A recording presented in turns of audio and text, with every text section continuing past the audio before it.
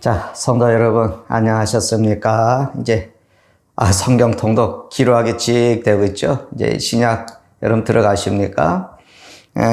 오늘 성경 통독 16번째 강의, 이제 오늘 또, 녹화를 해서 올리도록 하겠습니다. 지난주에는 교회 행사가 있어서 좀 녹화를 못했고, 오늘 다시 16강, 오늘은 이제 16강을 올리도록 그렇게 하겠습니다.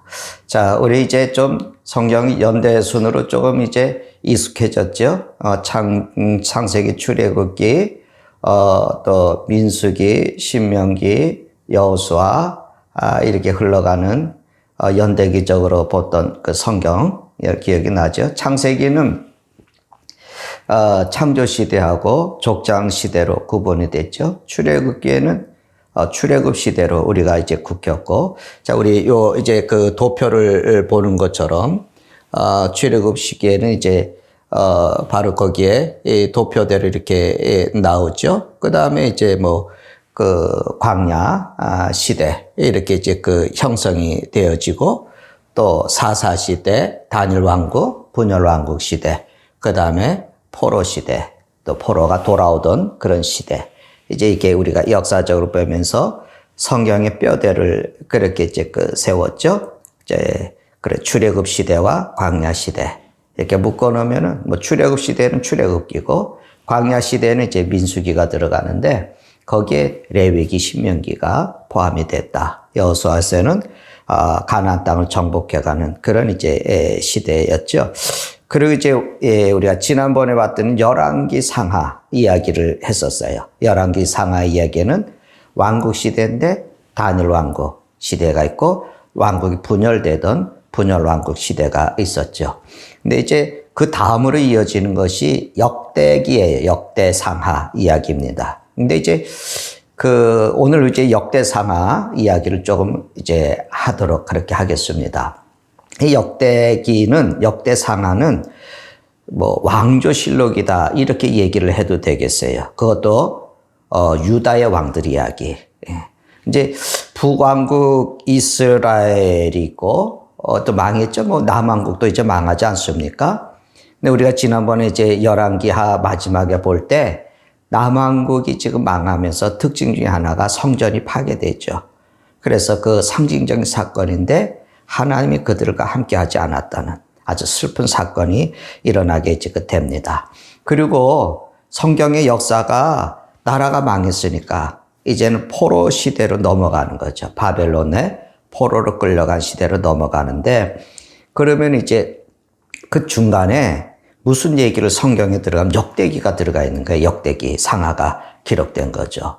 그럼 이 역대기 상하를 거기에 열왕기 상하를 이어서 기록을 한 것을 보면 뭔가 하고 싶은 얘기가 있는 거 아니겠어요?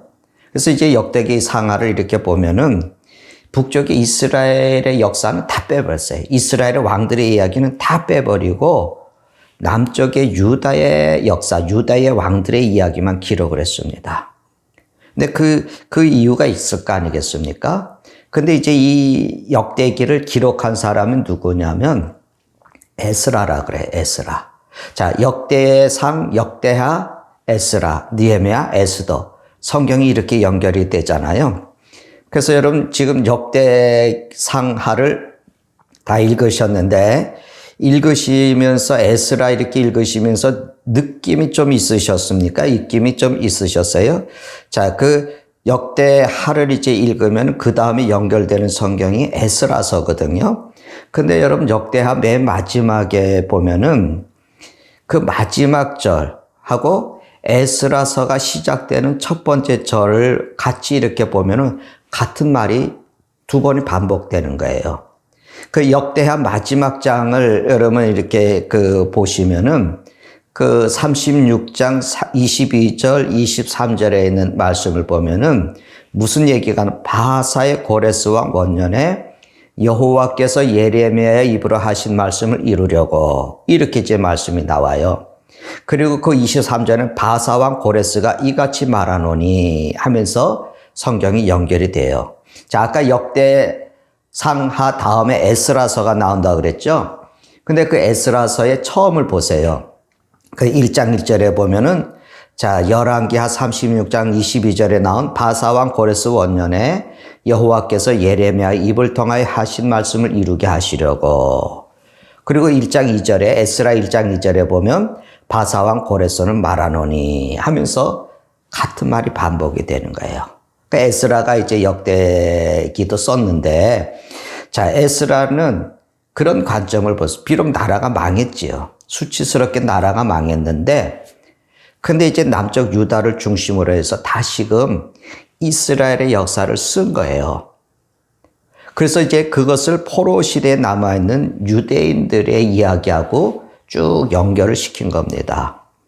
근데 우리가 이 열왕기상은 지난번 읽을 때 열왕기상을 읽으면은 누구 얘기가 나옵니까? 사무엘상은 이제 다윗의 이야기가 중심이 됐지만 열왕기사에는 솔로몬의 이야기를 시작을 하잖아요. 그런데 역대상은 누구의 이야기를 시작을 합니까? 여러분 기억이 나세요? 역대상의 이야기는 아담에서부터 시작을 하는 거예요. 그래서 하나님까지 가는 거예요. 그러니까 역대기는 창조 시대부터 이어지는 하나님의 나라, 즉 이스라엘의 역사를 거기에 집어넣은 거예요. 그리고 거기에서 포로 시대에 남아있는 이스라엘 백성들에게 연결이 되어지는 겁니다. 그래서 역대 상하의 이야기는 뭐냐면 눈에 보이는 하나님의 나라, 이 나라는 망했어요, 지금. 근데 하나님께서 이루시려고 하는 그 하나님의 나라는 지금 포로 시대에 잡혀와 있는 이 남은 자들, 하나님 나라 백성의 남은 자들을 통해서 계속해서 이어가신다는 얘기예요. 그걸 우리가 구루터기라 그러잖아요. 그 구루터기, 남아있는 그 구루터기를 통해서 하나님은 당신의 나라를 이어가시는 거예요. 근데 그 사람들이 누구냐? 바로 지금 바벨론의 포로로 잡혀와서 파사라고 하는 이 나라에 살고 있는 유대 지파의 후손이에요. 근데 여기에 북쪽의 이스라엘은 빠진 거예요. 그러니까 포로로 잡혀가서도 거기서 유대의 지파 사람들은 하나님의 율법을 배우고 율법을 익히고 또 연구하고 말씀을 따라서 사는 거죠. 그러니까 이런 사람들을 통해서 하나님께서 하나님의 나라를 이어가시는 거예요. 자, 그래서 이제 그 사람들이 누구냐? 성경에 나오는 대표적인 인물, 바로 아까 말씀드린 에스라, 느헤미야, 에스더, 또 다니엘, 에스겔 이런 사람들이 나오죠. 학개, 스가랴, 말라기도 다 이제 연결이 되어집니다. 자, 에스라는 포로 시대에 끌려갔던 사람은 아니에요. 포로로 잡혀간 사람은 아니에요. 그러니까 에스라는 포로로 잡혀간 그 사람의 후손이에요. 그러니까 태어난 것은 유대 땅이 아니죠. 그가 어디서 바벨론 땅에서 태어났겠죠. 그래서 이제 그 남쪽 유다인들이 바벨론으로 이제 포로를 이렇게 끌려가는데 그 첫 번째 끌려갈 때가 어디냐면 기원전, 주전 605년경부터 끌려가는 거예요. 그리고 나서 그 예루살렘에 돌아올 때는 주전 458년이거든요. 그러니까 이제 에스라는 이스라엘, 이 남쪽 유다가 망해서 포로로 끌려가기 시작할 때부터 약 한 150년이 지난 뒤에 예루살렘으로 돌아오는 거예요. 그렇죠? 돌아오는 겁니다. 그런데 이 에스라가 바벨론에서 무슨 일을 했냐면은, 율법을 연구를 해요. 율법을. 그리고 에스라는 뭐냐면 학사라고 그래요. 학사. 제사장이고. 그래서 이제 우리가 이제 생각할 수 있는 것은 에스라는 바사 나라에서 살면서 또 율법을 연구하고 그리고 또 가르치기도 하고 그리고 이제 또 제사장의 역할도 감당을 했다. 그래서 이제 이 신앙의 신실한 사람들을 통해서 하나님이 또 다시금 하나님의 나라를 회복하시는 은혜를 이제 베풀어 가시는 거예요. 그 이국 땅에서도 그 힘든 지역에서 자기 믿음을 지켰던 사람, 그런 사람. 그래서 이제 그런 사람들이 이제 포로 시대에 나오는 바로 아까 앞에 말씀을 드렸던 그런 선지자들이죠. 지도자로서 에스라, 느헤미야, 에스더도 있었고 에스겔, 다니엘, 학개, 스가랴, 말라기 같은 그런 선지자들이 있는 거죠. 자, 그래서 역대기에서 역대상하를 읽고 그리고 포로 시대에 나왔던 아까 얘기했던 다니엘, 에스겔, 다니엘, 학개, 스가랴, 말라기 이런 것들을 이제 읽으면은 이해하고 연결을 잘 해갈 수가 있어요.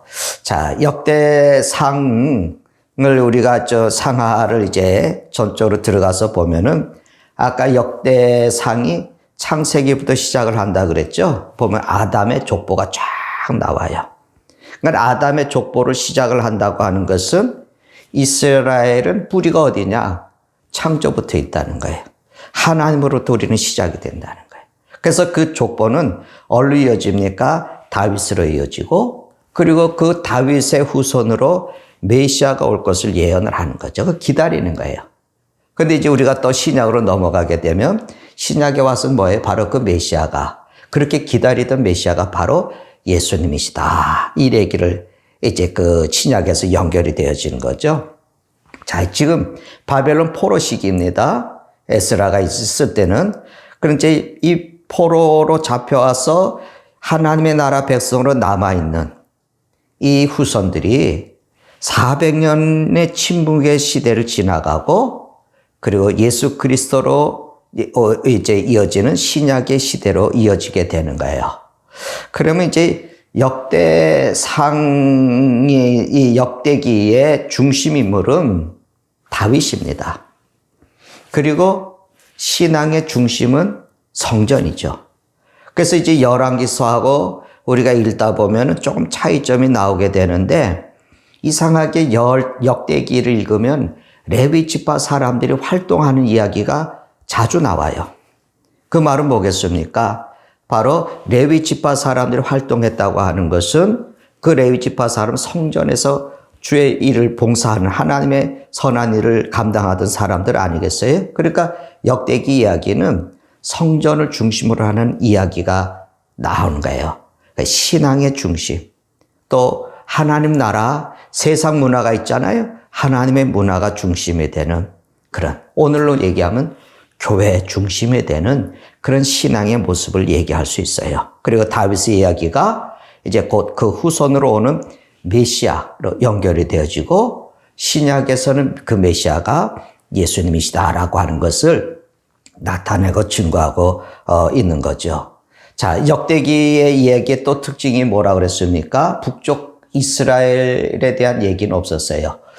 그 열왕기에는 북쪽 이스라엘의 이야기가 많이 있었잖아요. 그 왕들, 특히 아합 같은, 여로보암, 아합 같은 대표적인 왕들이 있었는데 역대기에는 북쪽 이야기는 전혀 없어요. 근데 그럼에도 불구하고 남과 북이 갈라진 시기가 있겠죠. 그리고 또 아수르에 괴롭혔던 그런 시기가 있고, 그런 나중에는 나라가 완전히 바벨론에 망하는 그런 이야기가 역대기에 들어가는 거죠. 근데 이제 특별히 우리는 바벨론의 나라가 망하는 그 시기를 조금 생각해 볼 필요가 있어요. 우선 뭐냐면 전쟁이 일어나는 거죠. 그래서 어떤 전쟁이 일어나면 애굽하고 바벨론하고 전쟁이 일어나요. 그게 이제 첫 번째 1차 전쟁이에요. 그래서 한 주전 609년에 이제 일어나는데 역대하 35장 그 뒷부분에 보면 이제 나와요. 근데 이거는 뭐냐면 애굽이라고 하는 나라와 바벨론이라는 나라가 그 중동 지역을 두고 패권 전쟁을 일으키는 거예요.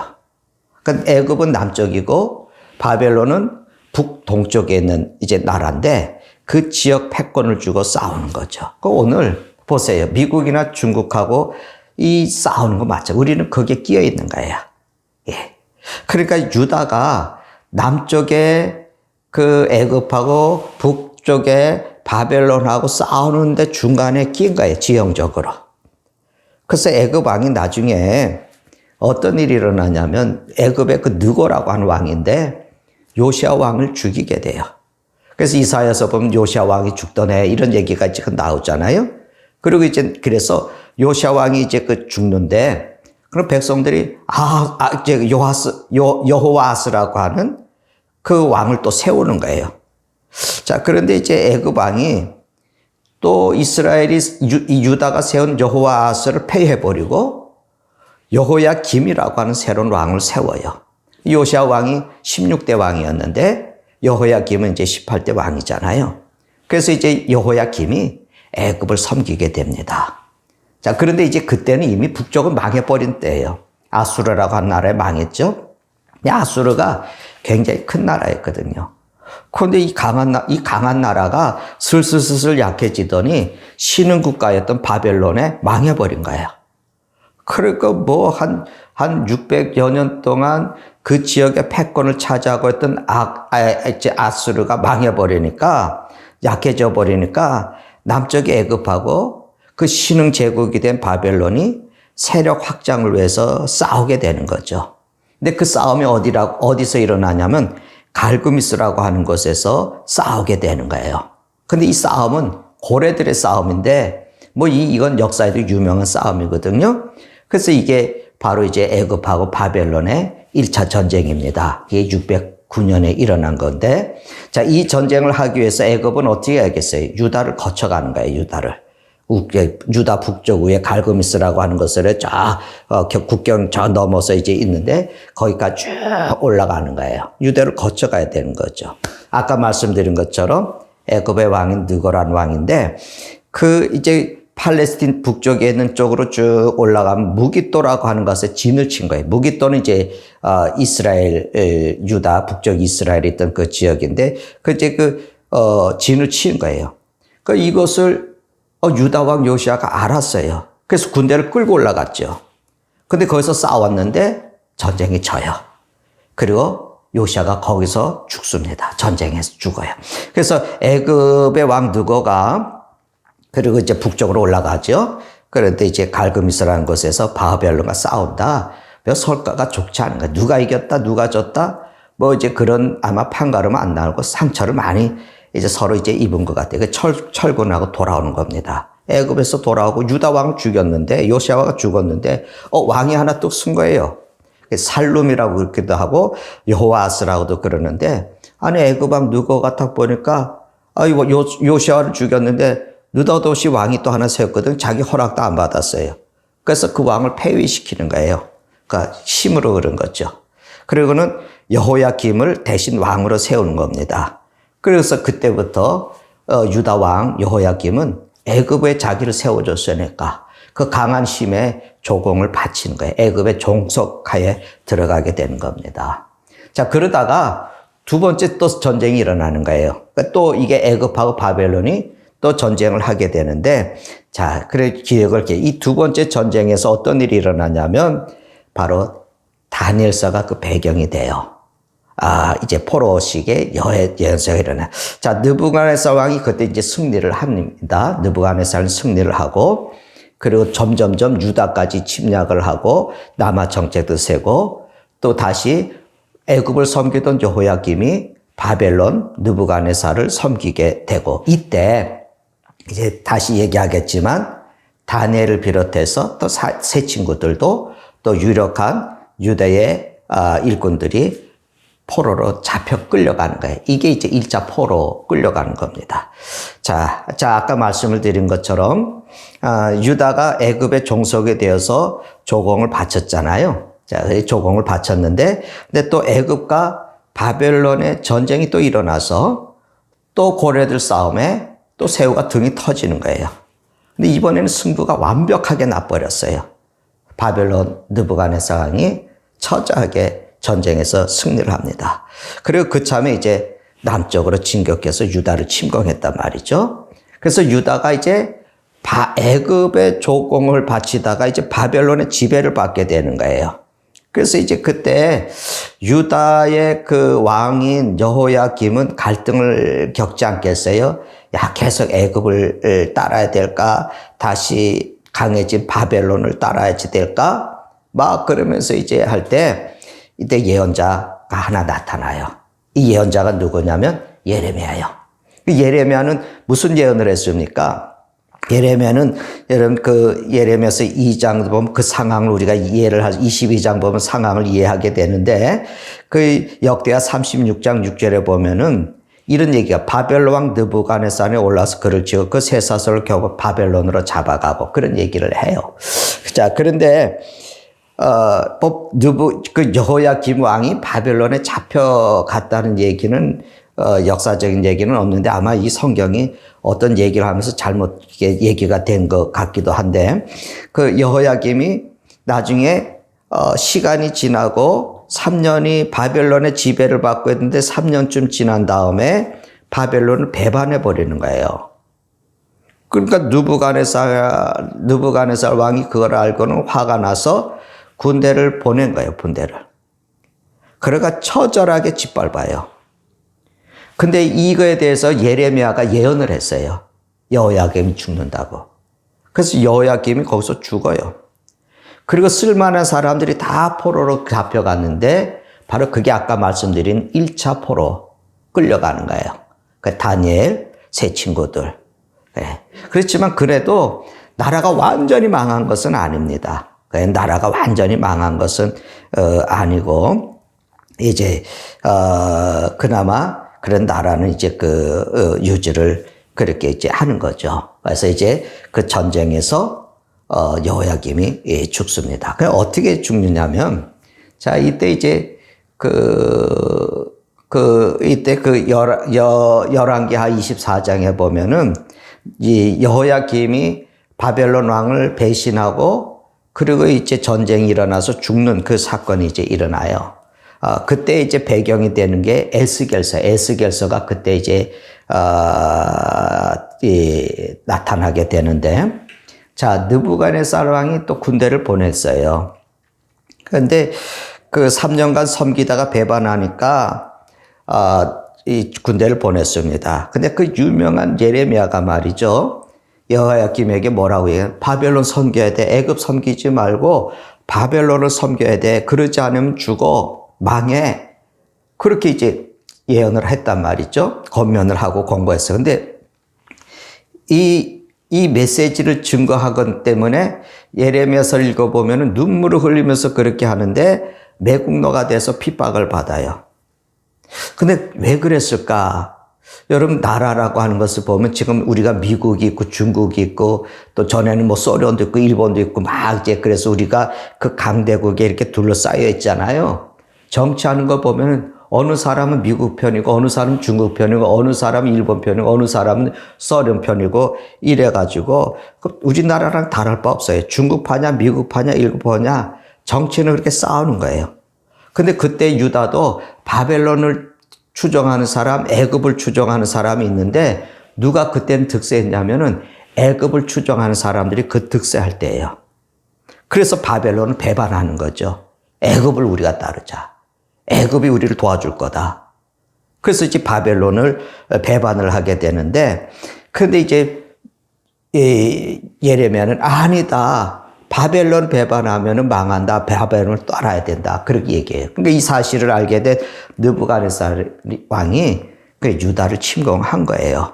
그런데 이제 느부갓네살 왕이 그 바벨론에서 군대를 보낸 게 아니라 그 주변에 있었던 아람이라든지 모압이라든지 암몬도 다 지배했으니까 거기서 군대를 보낸 거예요. 이 전쟁에서 여호야김이 죽는 겁니다. 그래서 이제 성경에 예레미야가 예언한 것을 보면은 여호야김 왕의 시체가 문 밖에 던져지는 아주 비참한 죽음을 당하게 돼요. 그리고 이제 19번째 왕으로 여호야긴이 이제 그 왕으로 추대가 됩니다. 자, 여러분, 이 여호야긴은 3개월 동안 왕 노릇을 하게 돼요. 3개월밖에 왕 노릇을 못 하게 돼요. 그리고 이제, 그때, 또다시 느부갓네살 왕이 또 쳐들어와가지고 항복하는 거예요. 나는 항복한다. 안 싸우겠다. 항복한다. 그래서 느부갓네살 왕이 여기 대신, 그 여호야긴을 폐위해버리고 그의 숙부, 작은 아버지가 되는 시드기야를 왕으로 세우게 돼요. 이 시드기야는 아까 요시야 왕의 이제 아들이거든요. 이 시드기야를 세우게 되는 겁니다. 그리고 이제 왕이었던 여호야긴, 그리고 그 온 집, 그리고 그 가족들, 그 귀족들 바벨론으로 끌려가는 거죠. 당시에 귀족들, 능력 있는 사람들, 기술자들,